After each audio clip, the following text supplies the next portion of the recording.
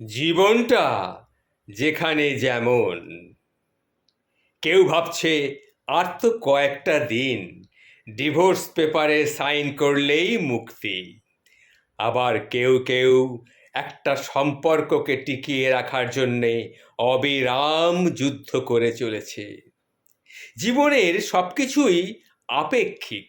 কারো মার্সিডিজ থামছে রাতের গভীরে নিষিদ্ধ পল্লীতে, কারোর ঘরের অপেক্ষারত স্ত্রী দীর্ঘশ্বাস ফেলছে, আবার কেউ ভাঙা ঘরে থেকে স্ত্রীকে নিয়ে অবিরত স্বপ্নের জোয়ারে ভাসছে। কেউ সদ্যজাত সন্তানকে ডাস্টবিনে ফেলে দিয়ে দায় মুক্ত হতে চাইছে, আবার কেউ একটা সন্তানের জন্যে সারা জীবন হাহাকার করে মরছে।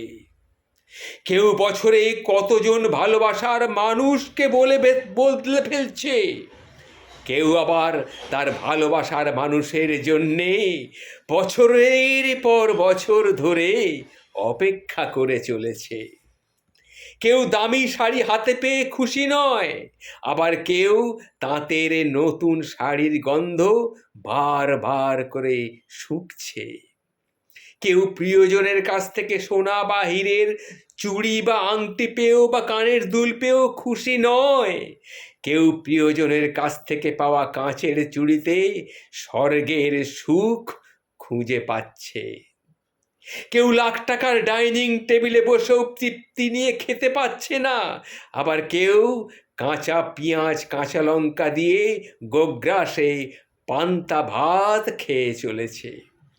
কারো দামি খাটে শুয়েও ঘুমের ওষুধ খেতে হচ্ছে, কেউ আবার হিমেল হাওয়ায় অঘরে নাক ডাকিয়ে ঘুমোচ্ছে। কারো পড়ার টেবিলেই বইয়ের সমারোহ, কিন্তু পড়ার ইচ্ছে নেই, সব সাজিয়ে রেখেছে।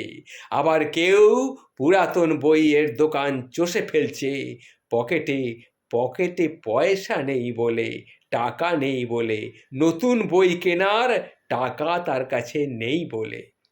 কেউ বিলাসবহুল গাড়িতে বসে চিন্তিত, আমি আমি আমার সন্তানগুলোকে মানুষ করতে পারলাম না, আমার সন্তানগুলো মানুষ হলো না।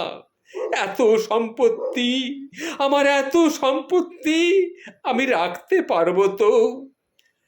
আবার কেউ পায়ে হেঁটে চলেছে আর মনে মনে ভাবছে, যাক, ঈশ্বরের কৃপায় আমি আমার সন্তানগুলোকে মানুষ করতে পেরেছি। ঈশ্বর চাইলে ওরা নিজের জীবনটা নিজেই গড়ে নেবে। আসলে এটাই বাস্তবতা, বুঝতে পেরেছেন? এটাই হলো গিয়ে বাস্তবতা। সুখ আর শান্তি খুব আপেক্ষিক ব্যাপার। কারো সব থেকেও সুখ জিনিসটাই নেই, আবার কারো কারো সব কিছু ঘাটতি থাকলেও সুখ জিনিসটা কিন্তু আছে। কেউ দুবেলা খাওয়ার জন্যে সারাদিন হাঁটছে, আবার কেউ খাবার হজম করার জন্যে সকালে বিকালে হাঁটছে। এটাই জীবন, বুঝতে পেরেছেন? এটাই হলো গিয়ে জীবন।